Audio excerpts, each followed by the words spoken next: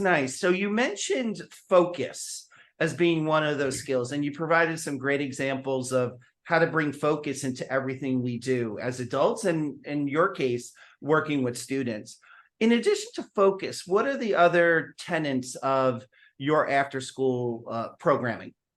So we really have the five components, which are self-awareness, self-management, social awareness, responsible decision making, and relationship skills. And again, that poem is focusing on each of those lines. So, for example, self-awareness is I love and accept who I am on the inside and know my emotions are nothing to hide. So that's another, important piece, knowing your strengths, knowing your weaknesses, and understanding it's okay to have a full range of emotions, but just how you handle those emotions is important. Or, for example, another one is I understand others are unique. I want to learn more about everyone I meet. I want to step into their shoes and see what they are going through. That's that empathy piece. So, and that's a huge piece of our program, really trying to understand how others feel and finding ways to understand that. So, if you see someone sitting in the corner and their face is sort of withdrawn and they're, curled up and looking a little bit sad, you would put together and say, that kid right there could use a friend. And maybe I'll go over to and I'll introduce myself because it doesn't look like they're having a great day. And it would be a great thing for me to try to help them have a good day. So I might say, hey, I'm Bridget. And you're like, I'm John. I'm brand new to the school.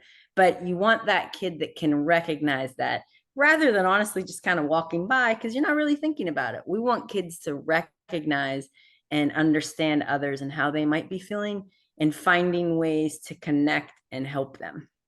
So there were two things you said there, Bridget, that really resonated with me. And whether or not we're talking about an after school program or actually in school learning, I think the two things that resonated with me that you mentioned are important in both, important throughout education. And the two are how to handle our emotions, how to express our emotions, but how to handle them, and then how to show that empathy. So I imagine you work with many adults who are providing these programs, these after school programs to students. So how do you train your staff to help students surface emotions in a positive way and to develop the sense of empathy that you're talking about?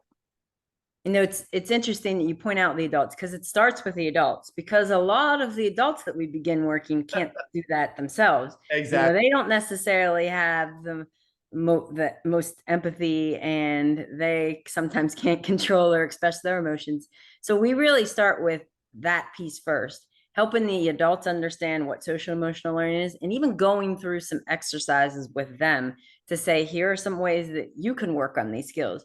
I think that helps because they're working on it themselves. So they know how that feels. So when they're working with the kids, they can transfer some of what they've learned. And within the program, what happens is a true mentorship happens because, they're together 5 days a week, 3 hours a day. That's a lot of time together.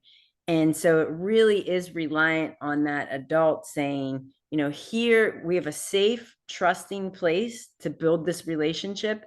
And here are some ways that I can help you think about what emotions you're feeling. Think about how you can express. And again, we do it through these little lingo, fun things that the kids sometimes, it's not like, hey, let's sit around and talk about our emotions.